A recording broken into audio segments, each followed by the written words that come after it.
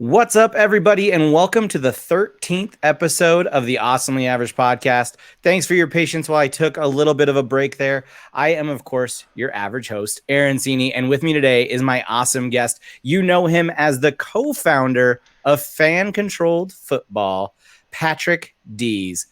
Patrick, how are you, man? I am so good. This is a long time in coming, so thanks for having me. I'm excited to be here. Yeah, way to rock the spot on me shirt. I love that. Oh, One of our last guests was Khalif Adams, so we're big fans of Cosmo, him here. yeah, he's my boy, man. I tell you what, Yeah, I'm so proud. I met Khalif 4 years ago, whatever, and just am so proud of just what he's accomplished in the last year. And that guy is just all heart, all hustle. One of the nicest guys in the whole and space. yeah, So, just one of those inc- genuine people you could ever meet. yeah, totally. I, of course, had to represent our Wild Aces here Yes, sir. as part Ace is wild, co-owner. baby. Yeah. I just Oh, throw it out there. Like, I don't have a huge investment and I don't even care. I'll be like, yeah, I kind of own a football team. It's But fine. dude, congratulations. That's why we did that. Was like Yeah, I think there's this whole other level of fandom, and I know we'll get into it, but like, sports fascinates me as a whole, right? Like, same. the just that last bastion of like authentic drama in the world, and like the idea that you could be a genuine owner in something we wanted to give people the ability to say what you just said. Like, look, like I'm participating in this, Yeah. and my fandom can represent dividends in the future, right? Like, anyway, so congratulations. I think that's really cool. Thanks. It was really fun. As nerdy as it is, we were playing D&D one night during the season, and I took my tablet with me, and I just like had it off to the side. They're like, "What are you doing over there?" I was like, "Listen, it's the Yeah. Wild Aces game. Like, this is super important." And when they started asking me about it, they were like, got really into the concept of it, which we'll talk about here in a second. Yeah. And I was like, "Yeah," and I own part of this team, and they're like, okay, now we have to stop. Like, what do you mean you own part of this team? Amazing. Like, quit rolling dice for a second. I need to know Yeah. more about this. So I So love good. it. That's so Well, cool. for those of you who are first-time listeners, this is the Awesomely Average podcast, where this guy gets to talk to an awesome guest about the cool things they are doing. Today, we're going to be talking to Patrick about the things we're already nerding out about, fan-controlled football, and we're also going to talk a little bit about E3 and what that looked like. So let's jump into it. Patrick, you got to understand when you're on this show, my transitions are as cheesy as they come. So let's start with the first quarter. Uh, I want to talk about the origins of FCF. I know Yeah. this has been 5 to 6 years of your life planning Yeah. on this. And, I think for us fans, we really just got to reap the benefits of 5 years of hard work. Yeah. I even remember when Kind of Funny like announced it like Yeah. maybe 2 years ago. Mm-hmm. And then it was just like, oh, okay. And then we just didn't really talk about it. And then it was suddenly like, hey, not only are we still a part of this, but it's here and it's starting. So walk me through, like, how did this all kind of come about?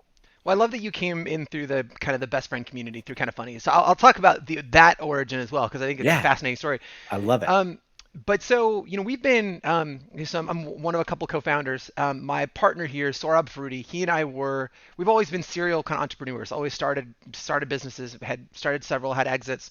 And we were kind of in our mid 20s. We'd founded a venture-backed company called FlipSwap, and what it was the Kelly Blue Book of cell phones, right? Guys that are way smarter than me built an algorithm that would determine what a phone's value was in secondary markets all over the world. And so it's just like when you go trade in an Apple phone now, they still use our platform. But we started Oh, this like wow. years ago, and we knew an exit was coming. So we are in a really rare position in a startup world where like our exit was telegraphed. We knew that we were going to have to move on to this next thing. I mean, we had the option to stay around, but it's not that fun. Like, the culture changes dramatically when you're purchased, and so we had like a year to like figure out like what are we going to do. And so like every day we'd be like, what's that next thing? Sorab is a manic cowboy fan, like an obnoxious cowboy fan. You know those guys? Like, they I just feel like like all Cowboys fans are obnoxious Cowboys fans, but totally agree. But he even like it was so bad that I would tune into Cowboys games on Sunday because I wanted to know how my Monday was going to be, right? Because if they lost, my Monday was going to be fucking terrible. And right. so I would tune in. I started rooting for them. We had a huge goddamn Cowboys fathead in the office. And so he kept joking that when we had this exit that he was going to buy the Cowboys. And there's two problems with that. The first one was the exit was not going to be nearly big enough to buy the Cowboys. Right. The second piece is that even though we were in our 20s, Jerry Jones is going to outlive all of us. So it was like, okay, what 100%. yeah, no, he's drinking the blood of 18-year-olds right now, I guarantee it. So we were trying to figure out, like, what's that next thing? And he said, I know this sounds ridiculous. But that whole, I know you've heard this axiom, is like do what you love, do what you're passionate about. Right. And the things that he's passionate about is sports and technology. I'm a huge gamer. I actually learned, that's what Chief Gaming Officer is my title here. I learned the rules of football by playing Madden, by playing, when I was a child, the Tecmo Bowl. I learned how football worked through playing video games. Yeah. Are you similar? 100%. My Yeah, brother was like this diehard athlete. Picture me, but chiseled down to like a great jawline. sure. And so like he played football, and I Yeah, just didn't. I wasn't as physical or anything like that. But he was my older brother, so I had the little brother syndrome. Wanted to look up to him, so I wanted to learn the game so bad. yeah. And it was absolutely through Madden, and then NFL 2K on the Dreamcast Oh, was like our absolute jam. yeah, same, man. Big, hard same. Well, so yeah, so my dad is arguably the best dad in the Northern Hemisphere. He's just not a sports guy. Like so many people learn sports through their parents, Yeah. or it's geographical. We'd moved all over the place. My dad just didn't like sports. He was a drama kid growing up. He was a choir, vocal ensemble nerd, and so, but sports became very important to me when I was young, again via video games. And so he would sit with me on Sundays and pretend to give a shit about what was happening on the field. And I would tell him, Yeah. Dad, this is a 4-3 defense, and he would pretend to care and whatever. So for me, the idea of that lean forward real-time play calling has always been coupled with my football experience, right? Like when you play Madden, the volume gets turned down a little bit when you just watch traditional sports. Right. Like when you just, I mean, it's still there's still I mean it's still in parallel, but it's unlike anything when you can participate in that outcome. And so Yeah. so we started talking about, well, look, like we know we like technology, we know we like sports, we think there's an opportunity to get fans involved more, and so we jumped on an opportunity. We bought a team in Las Vegas in the AFL, the Arena Football League. Yep. We bought it with Vince Neil from Motley Crue, um, and it was in Las Vegas. It was I Yep. Yep. I on a different podcast over some alcohol, I will tell you some stories about what a dumpster fire of a human being that guy is. But all we learned was he was a terrible business partner, and that was that how fundamentally broken that model was. So we really learned the business. Like we went in, we were the operating partners, and a little bit with a little bit of hubris, right? Like we went in and said, look, we've run small businesses. We'll go in, we'll just run this team. And sports Sure. is just a different beast. It's all these things that you don't know that you don't know. And so we spent a whole season learning on the fly and really from like a startup entrepreneurial lens saying, God, this model is so broken. There's so much way, it's a better way to structure this. So we left that team and decided we picked up two other co-founders, Ray Austin, who played with who's the commissioner of the league. He played 6 years in the NFL. He was a standout in Chicago. He was drafted by the Jets. And Yep. Grant Cohen, another young guy who's a serial entrepreneur, had several exits, made a career in that digital space, who'd also looked at doing this like years ago with a baseball team. And so picked those guys up and we bought a team in the IFL, which is the indoor football league. And this is where this starts to take shape. Was our hypothesis was that if you put fans in a position to be successful, that they will be. That Yeah. fan IQ around football is higher than it's ever been. Like Right. between Madden, between fantasy, like fans know this game in a way that like if we opened it up and let them make the decisions that a GM would otherwise, not only would they be successful, but they'd be like more passionate and engaged about it. So we bought this team in. We didn't initially have a place. We negotiated a bunch of leases in the geographic footprint of this league in the IFL, and we basically said, "So where are we playing, guys?" And then we put it out to a vote, and the internet came down between Oklahoma City and Salt Lake won. We flew to Salt Lake City, and I looked down the barrel of a camera. We did that press conference. We had a Blazers. It was ridiculous, and local news was there. And I looked down the barrel of a camera, and I said, "If you name us Teamy McTeamface, we're gonna be that." And immediately, like 82 votes for Teamy McTeamface were like, before I sat down, I was like, "Oh God, what have we done?" So yeah, they named the team.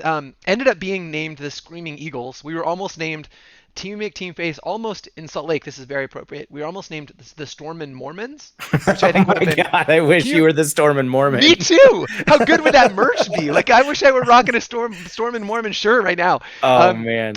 they named us the Screaming Eagles. There's a local military base called like the 137th Screaming Eagles. So they noticed they designed our logo, which this is the Screaming Eagles logo.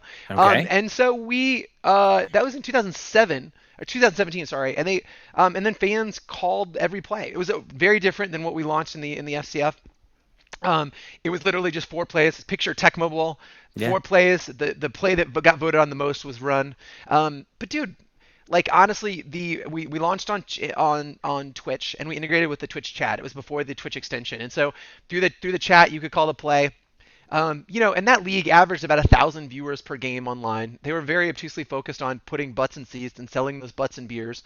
Our audience was always going to be the infinitely scalable digital audience, and so Right. we had hundreds of thousands of people show up calling plays. 100 different countries called plays for this minor league team in Salt Lake, and we're like, we're really onto something. And so it gave us the confidence to start fan controlled football, which kind of brings us to present.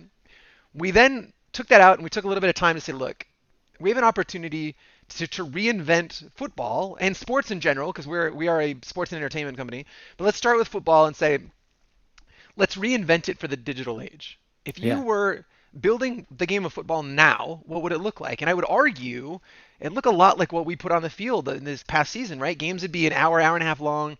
They'd be, lean forward experience where you're calling plays. There's a gamification experience of being a fan where you're competing against other fans on a leaderboard that you have access to, and you're empowered to call the action out on the field. That there's a real-time draft every week. There's no kicking, because nobody's ever watched a football game and said, "Fuck yeah, the kickers are coming out." I can't Nobody's wait. ever said, yeah, exactly. So that was kind of the approach. We said, let's reinvent it for the digital age, and I think we had a really cool opportunity. Look, you're a gamer, and you also like understand sports. My Twitter feed is a bunch of my gaming friends and then that space, and a bunch of people who like sports, and never the two will meet. Like when the Super Bowl's going on, right? You probably get it too. It's 18 of your gamer friends tweeting, "Oh, sports ball," in this mocking. Exactly. Yeah, and there's almost a resentment. But as a sports fan, you get it. It's the same muscle. Yeah. To nerd out about Mass Effect is the same thing about nerding out over the 49ers. It's the same 100%. goddamn thing redirected. And so I thought we had a really cool opportunity to say, look, I was fascinated with Overwatch when it launched because I like the game. It's fine. I was a soldier main. Soldier 76 main. I played a little.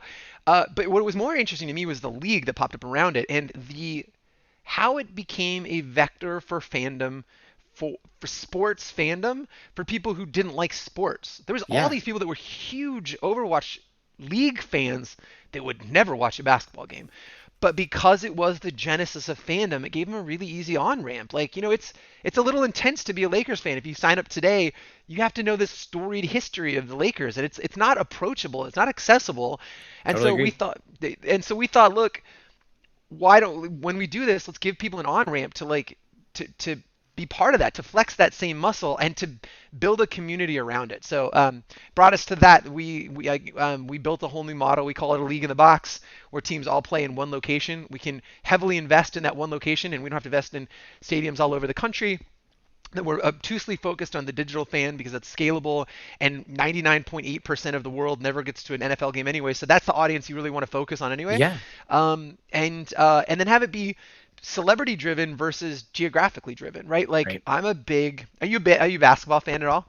Yeah. So it was really funny. You were just talking about how sports are inaccessible. I didn't grow up watching basketball. My kid, he's going to be 10 in August. So cool. When he was 7, he was just like, I like basketball. And I was like, cool. Great. We're watching basketball. Yeah. And now we've been to 4 or 5 Nuggets games before the pandemic happened. We were all in on the playoffs. And now I understand basketball, but it took me a minute. It does. Funnily enough, I downloaded NBA 2K. I was like, all right, cool. This is how I learned Madden. Here's how I'm going to learn basketball. Oh, I love it. My friends on Twitter, and I was like, hey, you're a huge Lakers fan. Teach me stuff. Yeah. Dude, what a good dad, man. That's so cool. And you're familiar with the league a little bit. Like, I don't know if you know Mark Cuban. He's the owner of the Dallas Mavericks. Oh, yeah. He really inspired me in a lot of ways because that team, the Mavericks, are an extension of his personality in like a crazy way. And so we said, we put up in a whiteboard in our office, like, dude, let's put a murderer's row of just big personalities that we think can infuse their team with a lot of swag, right? And so you get guys like Quavo and Marshawn and Richard Sherman and those types of people. And so we went out and just changed the model. I had those folks, had them be part of the league, and finally had our first season during a global health crisis, which was what nobody wanted, but we got a season off the ground. So I'm very excited about season 2 and other sports and everything else. I mean, not ever going to give credit to a pandemic, but do you feel like launching during that helped your viewership a little bit? Like people just had that ability to want something new. And we were, over the last 14 months, we were doing nothing but consuming content, it seemed like. Very much so.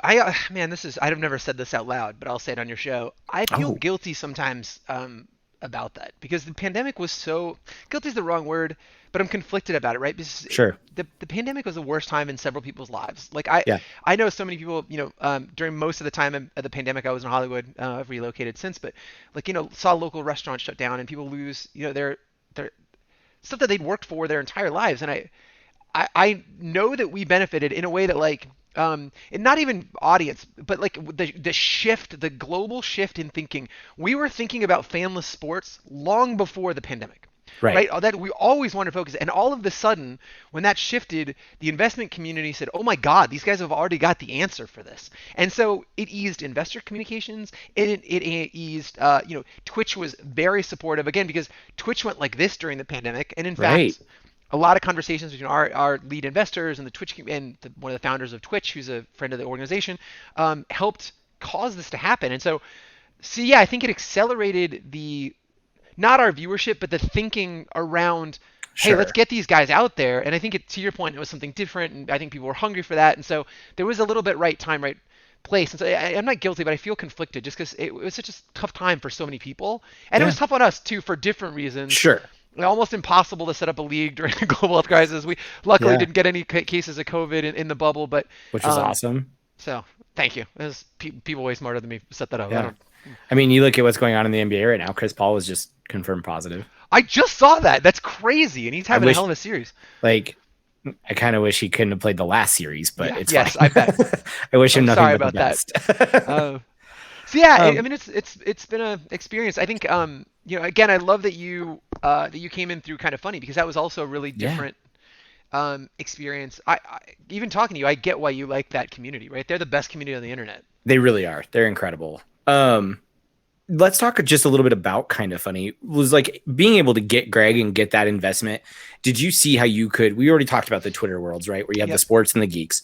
Did you feel like you could kind of hopefully bring them a little bit closer if you could get somebody like Greg Miller in there who is going to speak to a gaming audience so much?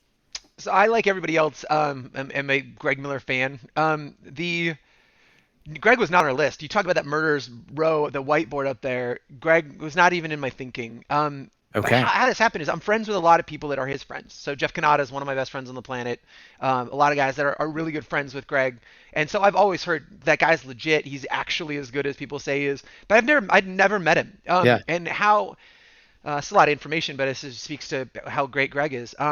So I went to the Game Awards. You're familiar with the Keeleys every the Game Awards in December. Do you know what I'm talking about? Uh huh. Yeah. Okay, so I was at that in 2018. And it was a tough month for me because I'd been diagnosed with testicular cancer. They had done the surgery, and I was getting ready for chemo. And so I was in the 3 weeks between the surgery and chemo was the Game Awards. And so I went to the Game Awards, and one of my buddies, I think was it Jeff? I might have been Kanata. I don't know. Had said, "Look, I, the thing about cancer is when you talk to people about cancer, you put them in a weird position, right? Because it's not your prognosis might not be great, and it's a weird burden you put on people when you talk about it. Like, how are they Yeah. supposed to react, and how are they? And so I just chose not to. I was just like, gonna fucking deal with it myself and figure it out. And Jeff kept saying, dude, you gotta talk to somebody who's been through this. And he's like, they gave a PAX panel and is very vocal about what he went through with his cancer experience. Maybe you should talk to him about it. So during the afternoon before the Game Awards, I had actually watched the first part of his PAX panel where Greg was talking about his cancer. Yeah. That night, went to the Game Awards. I was at an after party, and we were at a bar, and I ordered a drink, and Greg was right next to me, and I was like, "Holy shit, dude! I watched." Patrick, nice to meet you. Yeah. I watched your PAX panel today. I was, diagnosed with testicular cancer, and was actually just watching that. So thank you for being willing to talk about it. So Greg stopped what he was doing, immediately gave me a huge hug. Never met me in his life. Gives me this crazy bear hug, and he whispers in my ear. He goes, "You got this." And then he grabs me by both shoulders and he goes, "You fucking got this." And it hit me like a ton of bricks because that's the right. Everybody goes, "Oh, I'm so sorry." Because what do you say? Cancer sucks. Right. Like, what do you say? And Greg, having lived it, like took the beat to to talk to me in 45 minutes about cancer and express confidence in my ability to get through it. So he gave me his email there, and he's like, "Let me know how chemo's going." And so we exchange information. I give mine, he gave his. And then chemo was the worst thing that ever happened to me. But I started thinking about that community. I've always been a big fan of I used to do panels a lot at the Rooster Teeth at RTX. I used to do a lot of panels there, and friends with a lot of those guys. Love that community, and I really love the best friends. And I think that community is what I want to model the larger FCF community about. They're unmitigated positivity, creativity. They're supportive. They're competitive.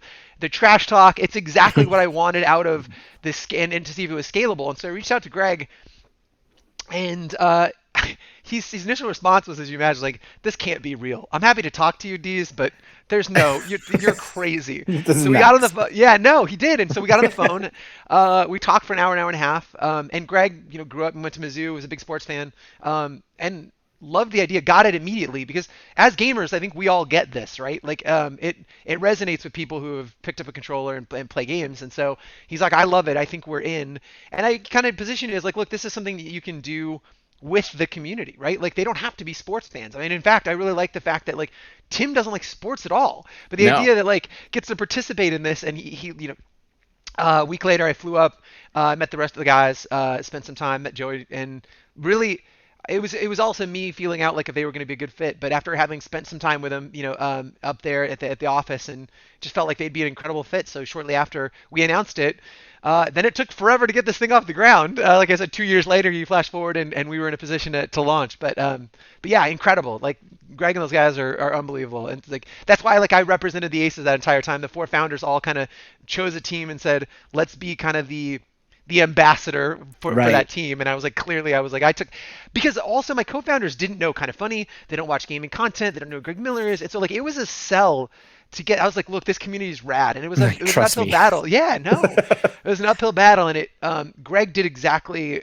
what I wanted out of that, and actually proved out, I think, to the other owners. Like, we talked to Quavo the other day, and like loved what Greg was doing about recruiting Giardi and not playing within the rules and playing that wrestling villain. It was exactly what we wanted out of Greg, and I thought those guys crushed it this first season. It was better than I could have anticipated.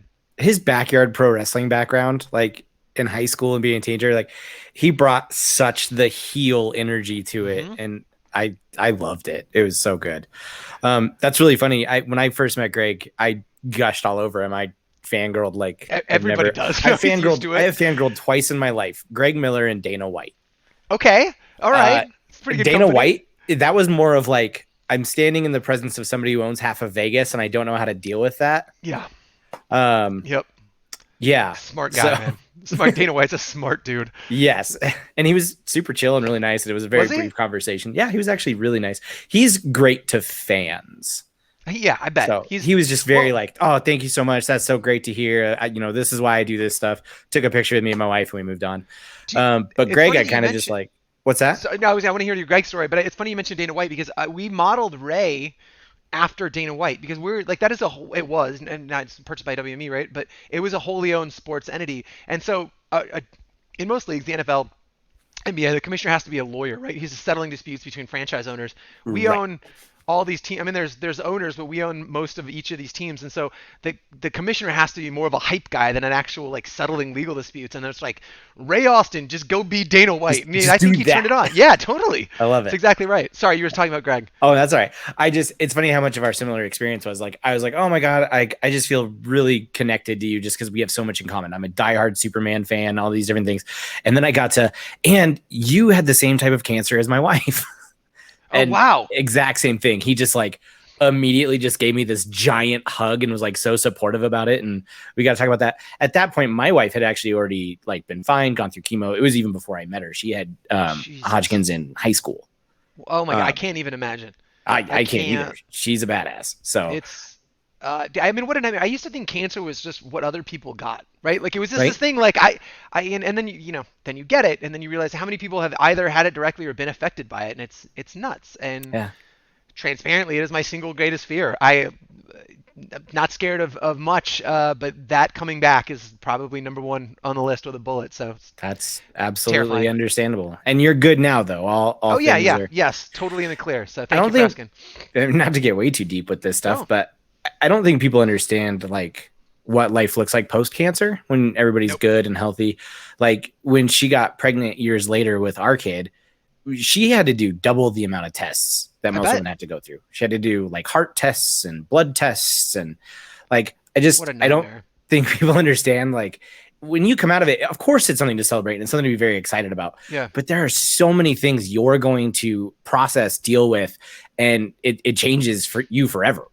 It does. So And it's it's weird. It occupies a very small percentage of this part of my brain in a way that like it shouldn't, and I can't control it. I've done everything I can to 100%. prevent it from coming back, but it's always kind of just there lingering. Like, I think with after my treatment, it's a 1% chance or 1.5% chance that it ever comes back, but that's not nothing. You know what I mean? Yeah. It's not, people hit full court shots all the time, Right. and so anyway, it's yeah, so anyway, like his response was just unbelievable, and I think Yeah. we didn't let anybody be an owner until we spent multiple phone calls and or personal meetings with him. I met Marshawn like 6 times before we were like really cool with him owning the team, because we wanted these guys to authentically be bought in, be the type of people that we want to do business with. That's why I've always been an entrepreneur. I've always started my own business my entire life. I mean, I was 21, I put $30,000 worth of phones on a credit card, and I opened up a kiosk in a mall, and I started slanging phones because I didn't want to work with other people that I didn't want to work with. And so Right. that's similar in partnerships, right? They were all people that we wanted to work with, and Greg, and Tim. I mean, just some of the greatest guys. It's been Yeah. awesome. That's awesome. When did this first feel real to you? Like, was there a moment that you're like, oh, like this is it. We're doing it. We did it. Man, what a question. You're very good at this, dude. I think that came in stages. I think there was we raised a seed round. We had raised close to $15 million before the first season, and that it felt real then. But I think honestly, when it really sank in was the first time I saw the field, because Oh, we had the set design is something that I had on a whiteboard for a year and a half, man. Like I yeah. had drawn it a long time ago, and it was just like sketches that we turned over to a designer, and he's like something like this, and then we tweaked it, and we're like no, and all we'd seen was renderings, and so we had renderings that we loved, Yeah. but it was the first time. I mean, it was overwhelming because we've been working on it for 5 years, and stepping out on this field that had only existed on my head and like on a whiteboard was I I don't mean to be hyperbolic. No, I'm no. prone to hyperbole, but I've never had an experience even like that. I was overcome. Like I can't believe this is here and it's real. And all I ever wanted out of this was one shot. I wanted to get to one season. I could be okay. I could have lived with myself if we got to market and people just didn't resonate. If people didn't think it was fun, like oh, okay, so we built something that like we got it off the ground, but I think it would have been really tragic for me because I do believe this is the future of sports.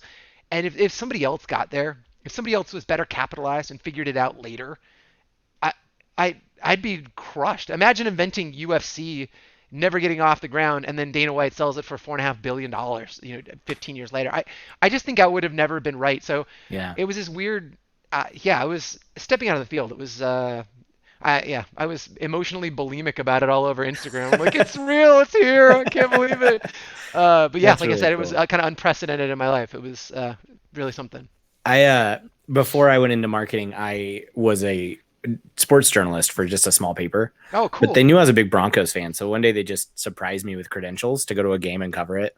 They're just Oh, like, "Hey, awesome. we hooked you up with Yeah. press credentials," and to walk out on that field, like I can't imagine. It has to be 10x like what you felt. like, like I was like, "Oh man, this is cool. This is a field I've watched on TV and dreamt about for so long, and now I'm here." I can only imagine how much more amplified it is when this came from your brain. Like, Yeah, it was just wild. We spent we were there a week at a time, and they got the field down I think 5 or 6 days before, and so every night the four of us, the founders, would because we rented a stadium. We rented like a 25,000 person stadium for like 7 weeks, so we could just go wherever we wanted. So every night we would go play pickup games like on the field, just 2-on-2, playing football and screwing around on the field because we could, right? Because yeah, yeah, so yeah, unbelievable. That's so awesome. All right. Can you share any details on 2.0? I can. Some of Is the stuff. Colin owner? Um, I want to get him involved. I'll say he's not going to be like a kind of funny level owner type, but I want to figure out, man. I talk to Cleve all the time about other projects that we even outside of Spawn on Me and FCF. He's the type of guy that you just want to do something with. So Yeah. so I want to get him involved. I don't know what that'll look like, so we can put a pin in that. But if I have my Okay. druthers, he's involved with the league in a big way, and I think It'd be cool. I mean, to see all my friends like Josh McCouga, Jeff Kanata, like Yeah. potentially Ka, like being able to have like them just go create content around the league too is something I'm pretty excited about. Just like what would be cool for you to go build around Right. what we're doing, because coming in season 2, we're gonna have this runway of like I think we need to do a much better job of telling stories of the athletes before we get there. Part of what I wanted to do with this league is redefine the relationship between player and fan and give fans unprecedented access and to an understanding of who these guys are from like a character perspective and like build a relationship and a community with the players. And I think you saw a little bit about it, a little bit of that this year. With Jurdy, right? You saw his Right. journey with he had this relationship with the fans, and consequently, they would call his number a lot. The same with get like G-Way, right? Like that guy's number Hmm. got called all the time because he was out there with the fans, and he was a hell of a player. But it was funny seeing that virtuous circle where the players that engage with fans, their number gets called more because they've got this relationship with them. So I think that we have an opportunity to create a ton of content coming into season 2. I can tell you there'll be more teams. So we're Nice. expanding. At least 2. I would probably look at 4, Cool. depending. We're restructuring a little bit about how they work. Greg and kind of funny, and then later Aiden Ross. I don't know if you saw Aiden. He was a late addition to the Glacier Boys. Huge Twitch streamer.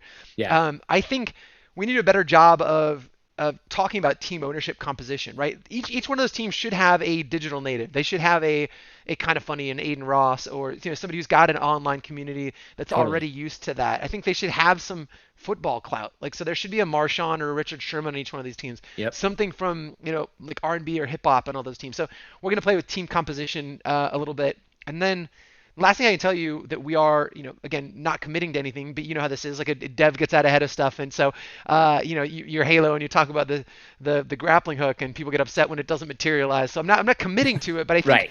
what you'll see in 2.0 is it's going to feel a lot more like a video game on the field. So we're looking at Unreal and actually rendering the plays on the field, so you can see where people are going to run. We're working with them machine learning company that can identify individual players. We can build it into the extension, so you can click on click on Jurdy and it says, hey, this is Jurdy. Here's his real-time stats. It'll just show you in real time. Here are his stats. Follow him on Twitter. Follow him on Twitch. Some really cool Man. stuff. So I think it's going to resemble Madden more in a way coming into the season. I think just because so much of that the last season, I mean, came in under the gun. That's like every startup, but like it was we've been working on the play calling up until game day, right? Like the Right. night before we were running tests, like oh my god, I hope this actually happens, which is crazy because like every other startup I've been a part of, you can as it relates to a digital product, you can always push back. Sure. Right there, you can always you want to get it right, and so you couldn't do that with FCF, right? Yeah. Like we had we had distribution commitments, and we had the venue commitments, and so it was not like yeah, it was nerve wracking, but it came in hot. And so I think now we're gonna have a really cool opportunity to say, how can we make this easier? Two other things I can tell you a little bit about. We're having a clan system. We're working on it. Oh, hell Again, not yes. committing to it, but I Love that. want do you play the division? Yep. Okay, so think of that like Yeah. the division groups. I want it to be really similar where you join. There's benefits for being part of it. You can trash talk. We'll have leaderboards by clans. Oh You can man. challenge other people. And then the other thing that I wanted to do and that we're exploring, and I think this is fine to say. I want fans to have the opportunity to have a lean forward experience when their team's not playing, right? Like Okay. when you were watching the Glacier Boys play, I don't know, the Zappers, there's nothing for you to do other than you're kind of learning who the players are that you might want to draft or whatever. Yeah. But if there was a mechanic that said, dude, what if you could predict plays? You didn't get a vote because that's not your team, but you could predict what play is going to be called and then That'd earn be fan cool. IQ based on it. It gives you something to do, and you can level up. We can do a lot with badges coming in the next season, so it's going to feel much more like a video game progression system than it did in season 1. Now here's what I want from you. What Bring I it want on. is I want to spend my bits to Yeah, talk shit to the Glacier Boys while they're on the field, and it yeah. like shows up on the jumbotron, so I can get in their head, even if they're not playing the Wild Aces. I can spend those Twitch bits for streaming, and I can just be like, "You guys suck." Dude, I love that. In fact, we're looking at ways to do that. Like to your point, in arena, so that they see it, and it'll be your name and your taunt. So there's a lot of stuff that Love that. we didn't really touch bits, but like, dude, I get inspired by. I'm not a Dota fan, or a MOBA fan at all. But like, how Dota 2, like how the worlds are always funded by Right. like fans. And so I think we could do something similar and have there be really cool rewards for contributing to the pot at the end of this thing. So we're trying to think through what is that content that should exist behind a sub, and frankly, this should always be a free to play game. You're never going to be a pay to win. So what does that look like? And also, what can you do with bits that are fun for fans? And so what other ways can you get to be creative to earn bits too? So we're thinking through a lot of that right now. I'm gonna upgrade to owner box after this. You got me all sorts of hyped. Can you give me any type of target date for kickoff? I can't. Okay. I would like to. There's so many moving pieces. Sure. Unlike any other business, right? So distribution, we're looking at linear partners. So the chances you're going to see us other places than Twitch is almost assured. So I can't get into that, but there'll be linear partners, and they're working in tandem with Twitch to figure out timelines and when we'll play, and also there's venue stuff. So Cool. it's crazy. What I didn't realize was coming out of COVID, every musician who's ever toured wants to start touring right now. And so Right. venue stuff's crazy in the sense that they Yeah. all want to be out every night of the week. So I think it'll be sooner than people think, but that's all I can say at this point. Cool. I have one more FCF question, and then we're going to geek Yeah. out a little bit. And this wait. comes from a fan on Twitter. It says, I ordered the season 1 run of trading cards, and I'm excited for those to arrive. Do you have any merch or limited edition items that are coming to season 2 that you can share? So the questions around limited edition, like will there be future cards or limited edition merch coming in? Yeah, do you have next anything season? exciting that were kind of like the trading cards for season 1 coming out in season 2?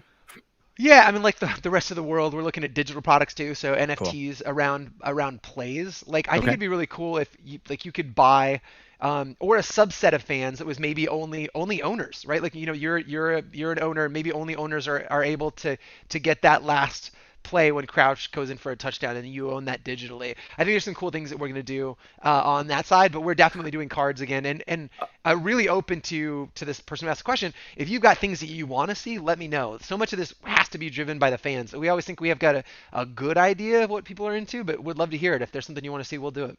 All right, Adam, get after him. Tell him what you want to see. NFT replays is awesome.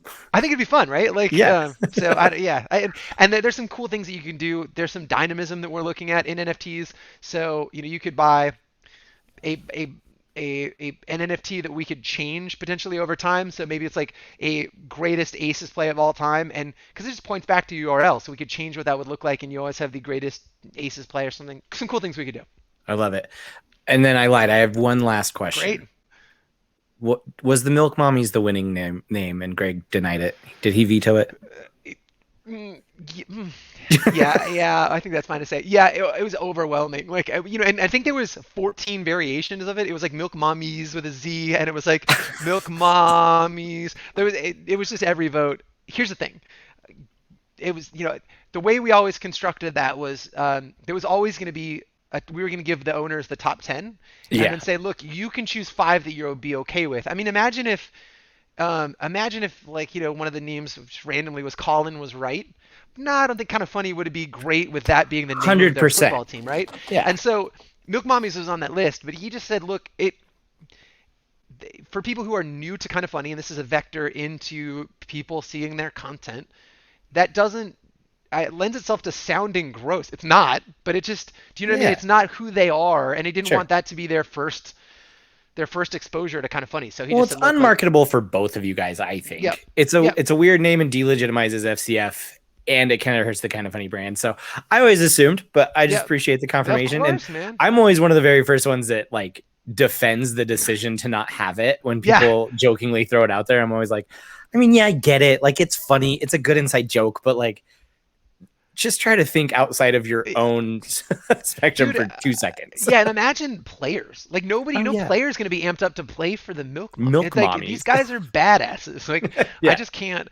But again, very transparently, had that won and had Greg wanted it, it would have been in the mix. Like that, we are committed. That, like, again, if somebody wants to name it Teamy McTeamface, we are going You're to we're talk it out. gonna yeah, Yeah, totally. love it. Storm and Mormons, let's go. 2020, I 2022. really want to see. I'm going to talk to you after this about being one of those fourth teams, and we're going to be the Storm and Mormon. Let's do it. Uh, I'm on board. love it. All right. Next, I want to geek out with Patrick Dees. Notice how he Love made it. it E3. See that? E3s, very good. Look at Ah, so that. cool. What were your overall thoughts on E3 this year? What a weird year. What a weird What a like weird year. everybody Yeah. argues about who won E3, and I think the year 2022 won E3, man. It was just like it was just No like joke. We it, have a stacked 2022 coming our I way. mean, and I think in 2023 is probably going to be really clustered as well. I don't know what let me ask you too. Like, what was some of your the standout titles that you thought were like the thing that got you most excited? Let's just jump to that Oh, question. perfect. What games are we most excited for? I think Elden Ring was obviously Okay. hype as heck. I will not beat it. I just won't. I suck Right. at Souls games, but I can't help but at least go play them. Really? Oh Yeah, man. I it's something I've always I'm happy for people who get that in their life. Like that was a huge Christmas gift for people who are like big fans of that stuff. But yeah, I won't even boot it. I just am very fair. self-aware and Yeah. just not my jam. But like was really excited people got it. I wasn't until Bloodborne. That one really sold Oh, me. I felt like it kind of clicked on what I was supposed to be doing. And I was like, oh, huh. okay, like I dig this genre. And then Sekiro, I really liked that one a lot. I also Oh, thought it was probably the most accessible of all of them. brutally Um, hard. Oh, really? I thought it was harder. It was more I accessible. I don't know. I get That's my ass cool. beat in most of those games. That one I got all like over halfway through, and then I got to a boss that I beat my head up against a wall, and I was like, nah, I'm done. That's so so but I weirdly enough, I think what I'm most excited about is Guardians of the Galaxy.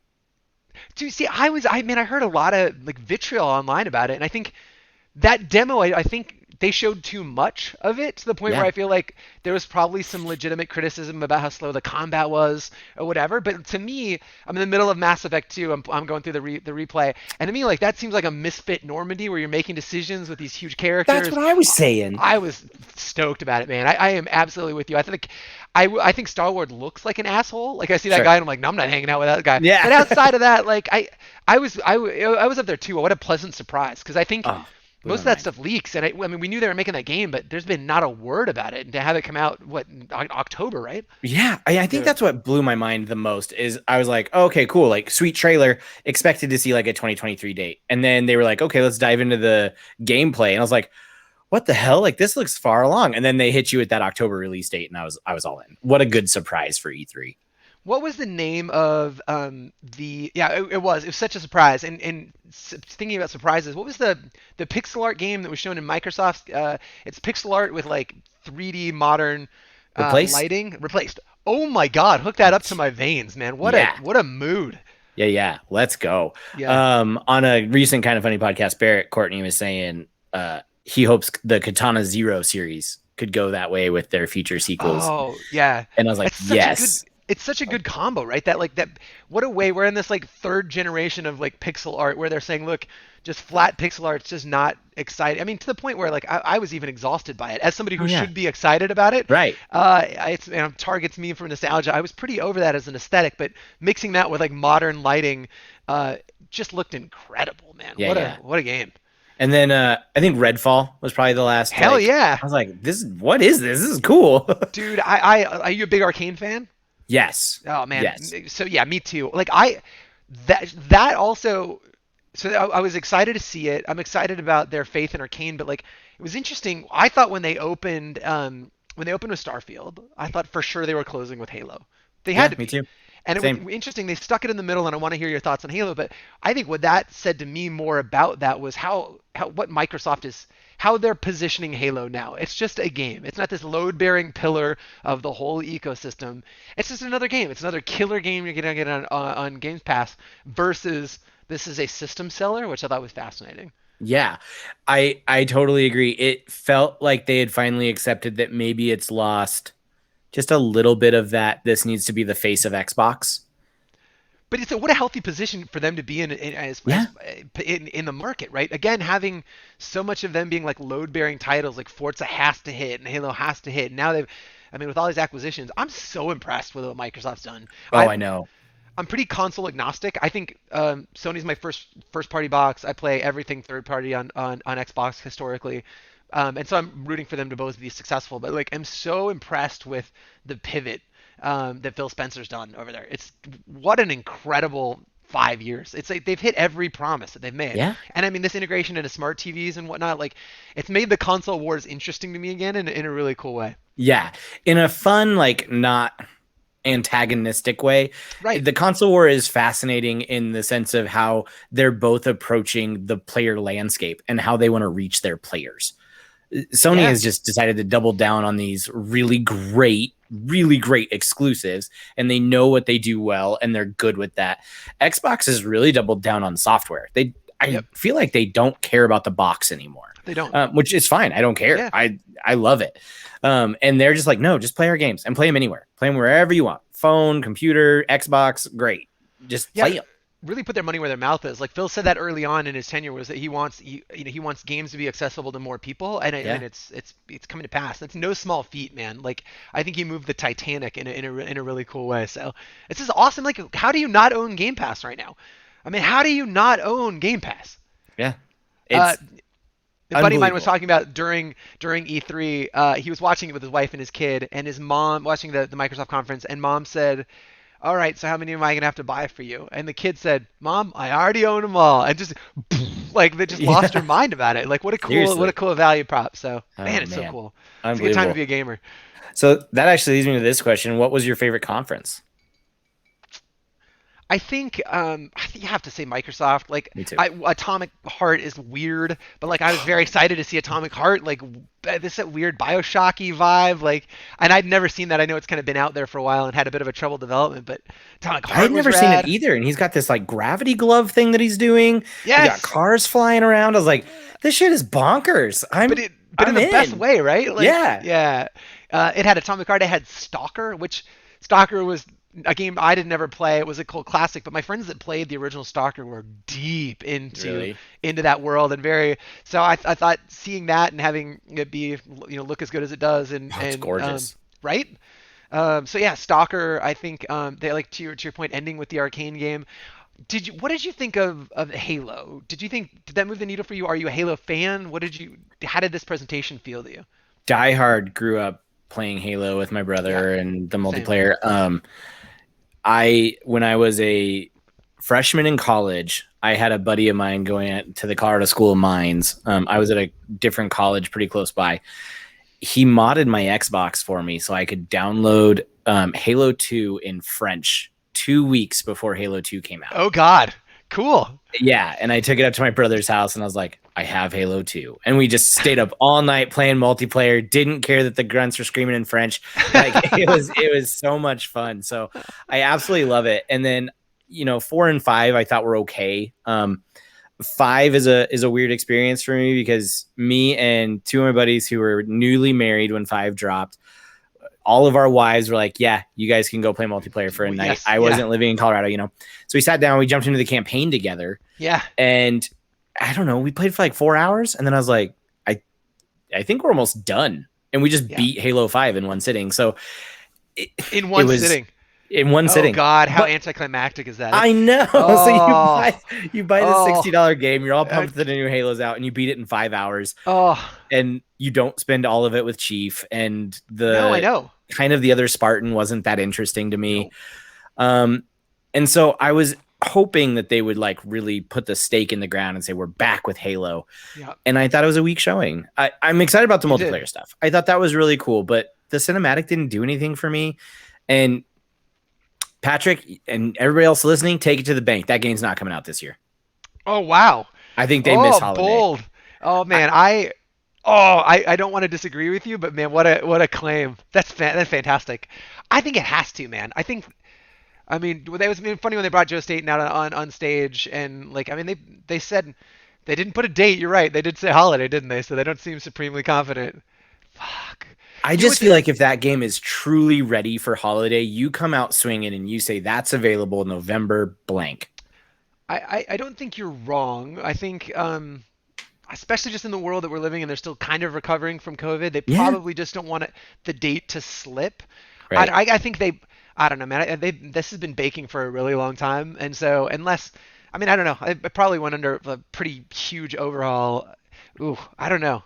I would be bummed. My hope is that, look, they can't go show, especially after the last showing. I think that they didn't want to get too deep into the campaign showing it this year. And so what is fun? I think what they did accomplish for me was, man, that multiplayer looked fun. Yeah.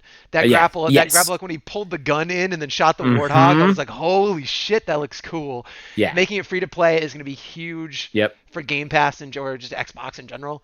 Um, I don't know, man. I wouldn't be surprised if we saw, like, coming into August, some sort of like trailer, some campaign deep dive. I hope it's good, man. I don't know. Do you think they're gonna kill Chief? I've been thinking a Oh. lot about this. I feel Oh. like, because Cortana mentions when in that cinematic he's bouncing between stuff in space, and she talks about death and legacy and all this stuff, and it hit me home that, like, let's kill him. I mean, Yeah. Why some of not? my favorite Halo experiences were ODST and Reach, and Lock. John wasn't part of that, so I don't know. I don't know. Well, you It'd gave be us interesting. two solid Chief trilogies. Like I would be okay with them ending his Yeah. journey. I think it's just disappointing because, A, you're never going to see Halo again for the first time. So I wonder what would blow people away, right? The first time Right. you saw Halo, your mind was totally blown. I'm wondering what that would even look like.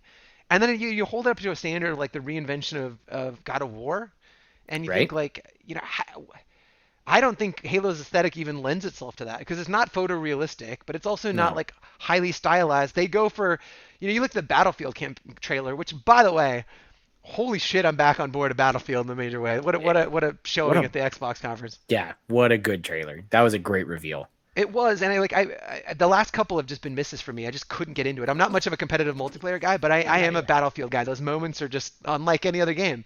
Um, but, like, they go for just everything out on the screen. It's just a mess. But, like, Halo is very, like, silhouetted and recognizable. But, those levels kind of look like, early Halo levels were like laser tag arenas. Do you know what I mean? Like when you're a kid Yeah. and you go play laser tag, it felt like a cool laser tag arena. And I feel like it's tough. I don't know how they go hyper realistic with Halo. I don't know. I don't know what they do. I don't have that answer, but I'm very much hoping this hits. I love it. All right. Last geeking out question, and then we're gonna go on to getting some takes from you before we wrap up here. I love it. Have you changed your mind on games as movies since 2015? That's very funny. No, that's why it's still Still bad? still up there. Yeah, Sonic didn't change your mind on that one? dude. Honestly, I heard great things about Sonic. I actually never saw it. So have you seen Okay. it? Oh yeah. I have a 10-year-old. Are you Oh, kidding? of course. And loved it. Oh, loved it. Okay, that's Jim great. Carrey's back to form. I think that's my biggest thing. Cool. I Yeah. will have to go see that. No, I skipped that. I was tremendously disappointed by the Mortal Kombat movie this year. Ah, Like, yeah. again, very much rooting for that to be good, and it was just off. So, Like, no. even the people that were hyped, I was like, I think we're gonna look back on this like we look back on the 1995 movie. Yeah. Like Yes. even the people who Yeah. like it now, I'm Yeah. like, give it just a couple years. I think you look back on this and be like, oh, maybe not. I think you're right. And it showed really well. The trailers were dope as hell, and I'm like, let's go do this thing. But so no, I have not changed my mind on that just Okay, yet. I fair. want it to be changed. I want. My heart is open, but I've not seen the proof yet. Last of Us on HBO. I think that's gonna do it for you.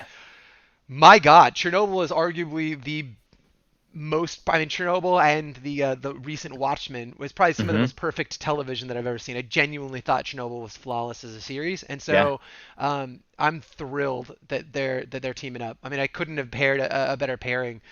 So Craig Mazin, talk about coming out of the woodworks. Like yeah, he wrote comedies before Chernobyl. total Hangover, right? Yeah. Yeah, Yeah. totally. And then I just its attention to detail. It was just flawless in a way Yeah. that, like, and I knew how that turned out, right? I know Right. I knew that story, and so just riveted, and like tonally, it's so in line with what they've built in The Last of Us. I've got real high hopes, way more than the Uncharted movie. So I've got way more hopes in the Last of Us stuff. I love it. All right, Patrick, let's get some takes. They Let's might do be it. hot, they might be cold, but let's get them either way. Best love interest in Mass Effect. Tally. No Okay. question. No question. A big Tally Zora fan. You kidding me? Hey, Yeah. out swinging. Yeah. Okay. Am I Liara's wrong? the answer. I think that's what the game pushes you to do. She's the That's fair. canonical love interest. She is. I just think Tally's so much more So much more interesting of a character. And just I like the whole flotilla. I did this last night. I stayed up way too late doing the flotilla mission where you go and you're her advocate. I love that world and what she comes to mean to you over the trilogy. So. Oh man, love it. Yep. If you could have any player in the NFL come to FCF, who would it be? Oh man, that's a good question. Juju. Okay, Juju's love that. Like love that. you're a gamer, like just gets this shit as trash talks. I don't know. Maybe I'd say Juju, or like it'd be fun to have a legend, like player as coach, like have a Drew Brees come in, right, and just be like players coach, like like Johnny, like came in that last season. A big part of what he did was he'd played at the highest level and just wanted to elevate these other guys. It would be really cool if somebody could come in as an owner player, right? Have Drew Brees be owner and then be out there for some reps. I think it'd be cool. That's awesome. Best FCF team? Wild Aces, baby. All right, I knew you'd say that one. That's good. That's good. Have to. And do you leave Ashley or Kaidan? Oh man, I'm gonna take some flack for this, but You're gonna say leave Kaidan? I leave Kaidan. I take the space racist over Kaidan because that's how much he sucks. That's how much he sucks. He's so bad and so boring. And man, it's so funny. Have you played Mass Effect 2 recently? I'm in it right now. I'm doing exactly what you're doing. I just beat 1 in the Legendary Edition. Me too. Running through 2. Yeah, I'm doing all the loyalty missions. I did Zaid and Talia last night.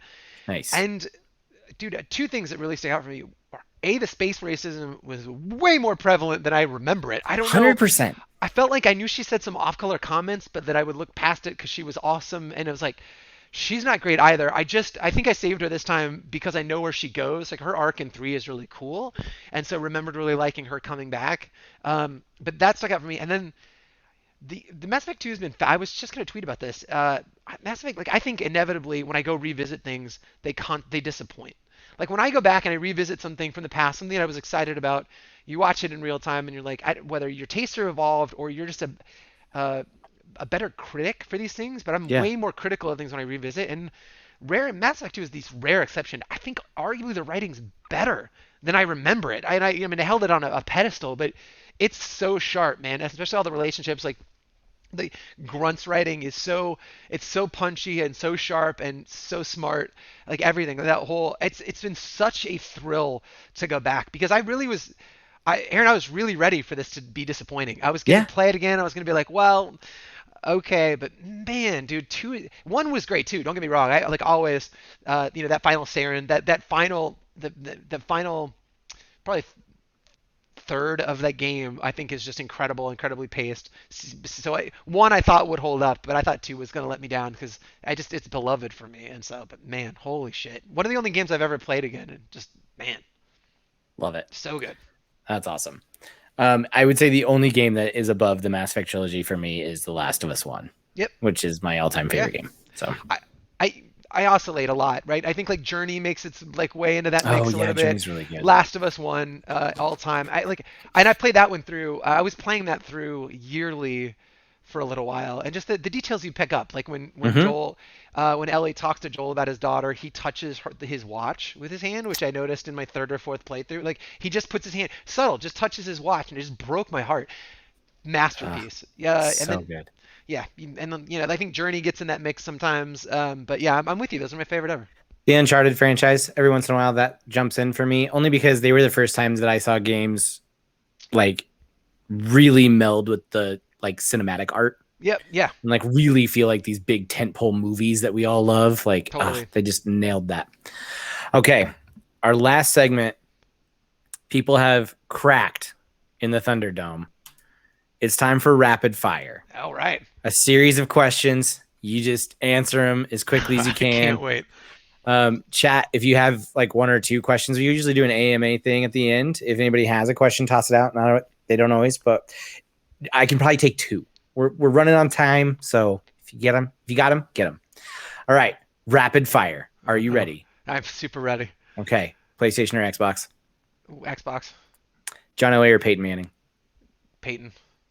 Chipotle or Qdoba? Chipotle all day, baby. Superman or Batman? Gotta go Batman. Incorrect. He doesn't even go down on the Greg or Kevin?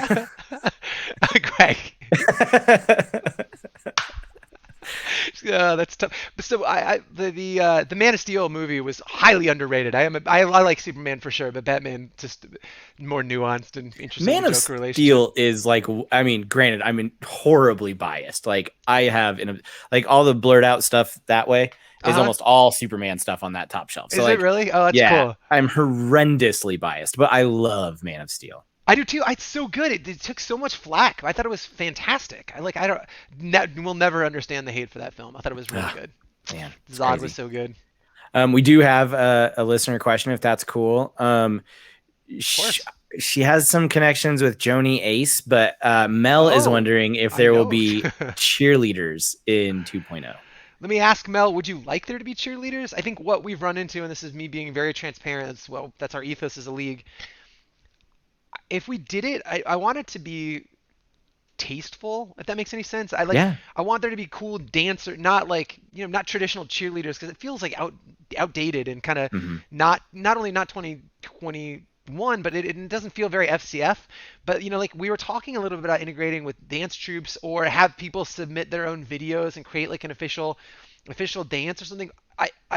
The answer is I would like there to be, if I can figure out how to make it work and be tasteful and cool. If it's a way for fans to participate more, I would really like it. I just haven't cracked that yet. Halftime. Oh, a hype crew would be cool, says Mel. Yeah.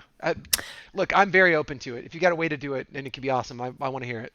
Halftime dance-offs. There we go. The Wild Aces dance crew versus the Zippers, They're all out there in their silver outfits tying together. I love it. Unbelievable. Awesome. Patrick, this was so much fun. Yeah. I put some links here, but if you want to tell the people where they can find you, especially for audio listeners who won't see this, but I'll make sure that's all in the show notes for us. Oh, yeah. No, thanks. I'm on Twitter at P to the D's, DEES, and you can find us on FCF.io. I think the Twitter is at FCF IO, and we're at FCF on Instagram. So we'll have some information there. So thank you so much for having me. This was a blast. Yeah. Also, I love to admit when I'm dumb. I don't think I've ever read P to the D's. It's a ridiculous handle. I don't know like what my brain has always switched it to, or if I've just ignored it and just looked at Patrick, but until you said P to the D's, I was like, okay. It's a ridiculous handle. I get it. Awesome. Well, thank you so much for joining us. This was awesome. Stay tuned. We have some more episodes coming up. I'll just go ahead and spoil it now. We have Megaran coming on here pretty soon. Awesome. So that's going to be a lot of fun talking about his book. So you can find me on Twitter at Aaronseaney, AARONSEANEY. And that's probably the best place to figure out when my next show will be. Otherwise, you can also follow us on Twitter at AwesomelyAVG. Until next time, I'm Average. You're awesome. Thanks for listening. Bye-bye.